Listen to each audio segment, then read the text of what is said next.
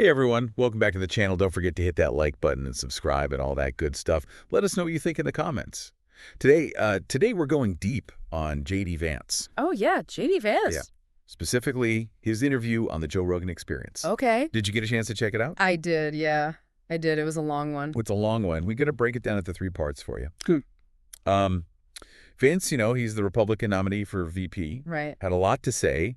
Some pretty strong opinions, particularly about transgender issues. Yeah. So we're here to unpack all of that. Okay. So, right off the bat, he chose to go on the Joe Rogan Experience. Interesting, yeah.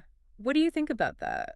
What do you think about that choice? I think he's trying to Reach a different audience. reach a different audience. Rogan has a huge audience. Yeah. A really diverse audience. Yeah. It's not just your typical, political crowd. Right, right. And he kind of has that air of like, hey, man, we're just 2 guys shooting the shit. Totally, yeah. Like down-to-earth, regular guy talk. Exactly. Exactly. So it makes it seem like, whatever he's saying is just like common sense. Yeah, and Vance really plays into that. Oh, yeah, for sure. So, right away, he makes this pretty bold claim that people are faking being transgender or non-binary to get into top universities, specifically upper-middle-class white kids. Yeah. What do you make of that? I mean, it's a statement that needs a lot of unpacking. College admissions are so complicated.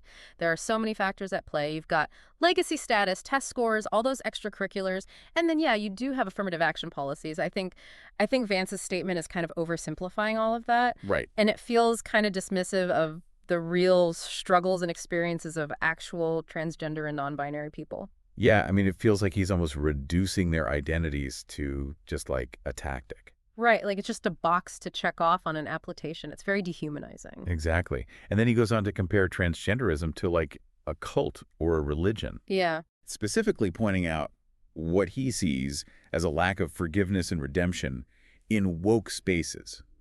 To be honest, I had to look that one up too. Woke spaces. Yeah. Okay. Yeah, that's a whole other can of worms.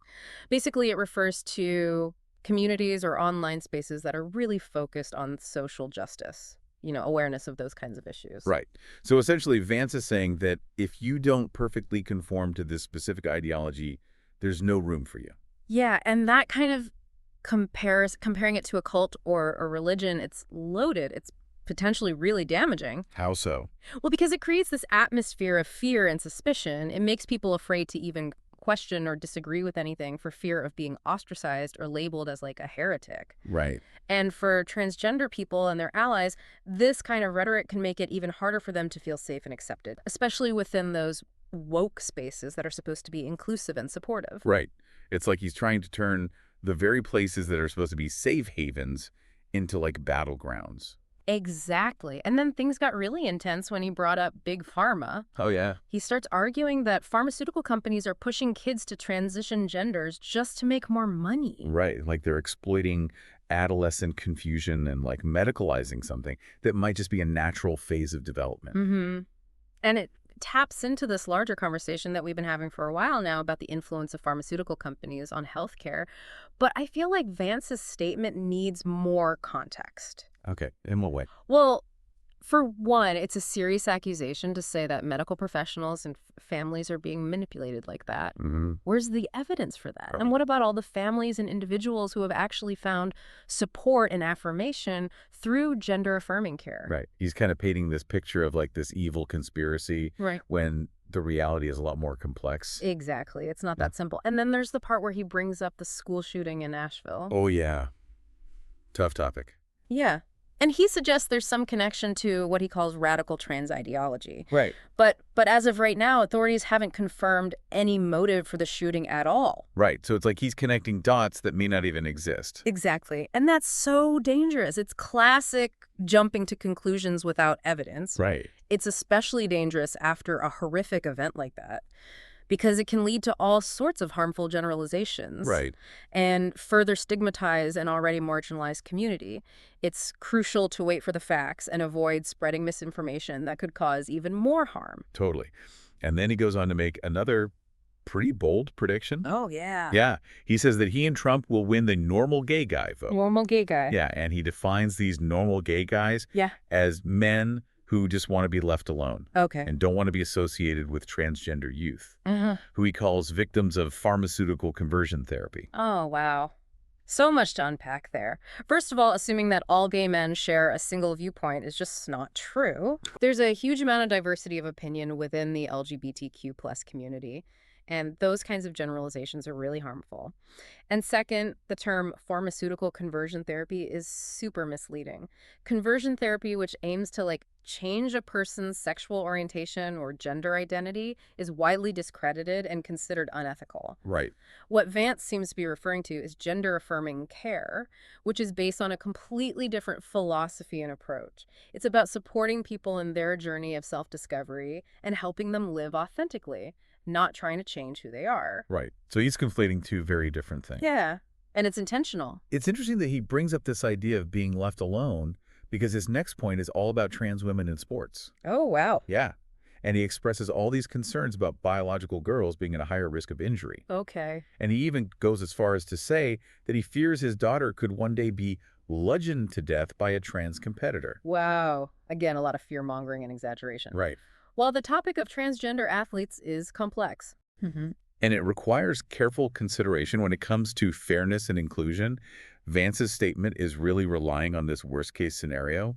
It doesn't reflect the reality of the situation. Right. It's super important to look at the actual data and the regulations that are already in place surrounding trans athletes and avoid perpetuating harmful stereotypes. Yeah, it's like he's taking these isolated incidents and blowing them way out of proportion. Exactly, creating this sense of panic and fear where it doesn't need to be. And then to wrap it all up, he tells this story Okay. about a Parisian woman who was complaining about seeing a trans woman wearing a miniskirt in New York. And he and Rogan used this anecdote to argue that this whole thing isn't about empowerment or respecting people's lifestyle choices. Right. It's just cherry picking.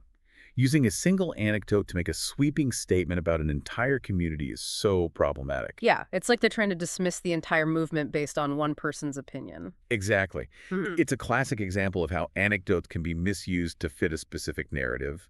Right. It's all about framing. So as you can see, a lot was covered in just this first part of the interview. Yeah. A lot to think about.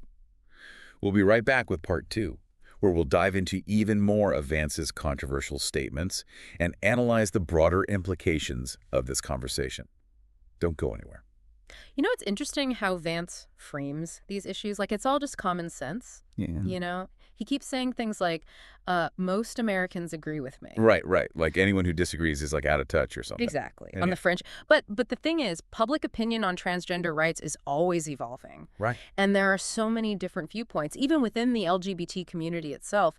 It's not as simple as Vance makes it seem. Right. It's way more nuanced than that. Yeah. And let's not forget about the impact this kind of rhetoric has on actual transgender people. Oh, absolutely. I mean, imagine constantly being told that your identity is like a fad or a mental illness or a threat to society. It's got to be incredibly damaging. It creates this really hostile environment. It makes it so much harder to just come to terms with your identity and feel safe being yourself. And it can lead to more discrimination and prejudice, which can have real-world consequences. Yeah, absolutely. It's like he's contributing to this climate of fear. And it seems like he's also tapping into this growing fear of woke culture. Oh, yeah, for sure. That's become such a big thing in certain political circles. Yeah. It's like he's presenting himself as the defender of traditional values, against this perceived threat. Right. And the term woke has become so loaded. It's often used to just shut down any conversation about social justice or equality. Right. It's a way to silence people who are advocating for change and paint them as extremists. Yeah. It's like he's saying, if you're not with me, you're with the woke mom. Exactly. It creates this false dichotomy, you're either with us or against us. Right. And it prevents any kind of nuanced or productive discussion. And it's especially concerning when it's used to target marginalized groups who are already facing so much discrimination. Yeah. It's also worth noting how Joe Rogan kind of echoed Vance's sentiments throughout the interview. Yeah, that's an interesting point. It created a sort of echo chamber effect. Right. Rogan's platform is massive. Huge. And his agreement with Vance lends this air of credibility to those statements. Right. Even if they aren't based on facts or an accurate representation of the issue. Yeah, it makes you wonder how many people listening might be taking those claims at face value. Right, without questioning the evidence or considering other perspectives. And that's the danger of uncritical consumption of information. For sure. Yeah. Especially these days with social media and everything, echo chambers and confirmation bias are everywhere. So what can we do about it? Right. That's the million-dollar question. How do we combat this misinformation and create space for more productive dialogue? I think it requires a multi-pronged approach. We need to promote media literacy. We need to support fact-checking initiatives and amplify the voices of those who are often marginalized or silenced in these conversations. Yeah. And on a personal level, I think it's about being willing to have those tough conversations. Yeah. Challenge our own biases and be open to learning from people who have different experiences than our own. I completely agree. True understanding requires empathy. For sure. And a willingness to step outside of our comfort zones. Well, this conversation has certainly given us a lot to think about. Yeah. We'll be right back in a moment with the final part of our deep dive into J.D. Vance's Joe Rogan Experience interview. Stick with us. We're back. Last part. Our deep dive into J.D. Vance talking with Joe Rogan. It's been a ride. Yeah, it really shows just how much these topics, they're sensitive. They get used for political points way too easily. It makes you think about Rogan and his platform. Oh, yeah, for sure. Millions of people hanging on his every word. And his opinions matter. Yeah. Especially for certain groups. What he says could have a real impact. Absolutely. And if someone with that much power is amplifying, stereotypes or misinformation. It's a problem. Yeah. Big problem. It can actually shape how the public thinks in a bad way. Totally. Fuel discrimination. In extreme cases, maybe even violence. It's scary. Yeah, it contributes to this culture where it's hard for people who are already marginalized to feel safe, to feel like they belong, like they're constantly being told they're different, they're other. Yeah. Tough stuff.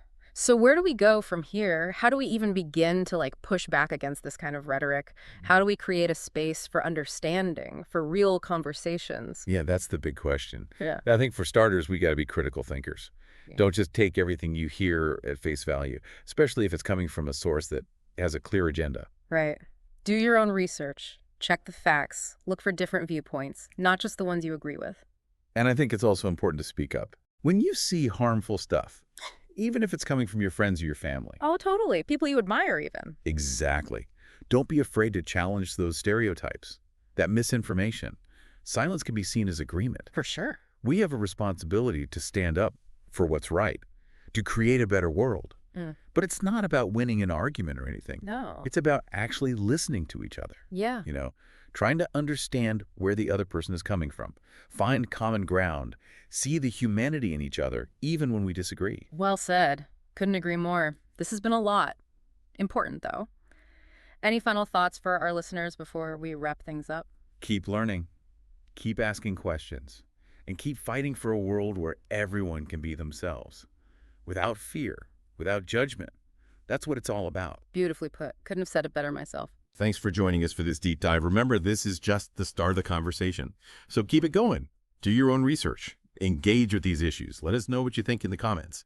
And don't forget to like and subscribe for more deep dives into topics that matter. Until next time.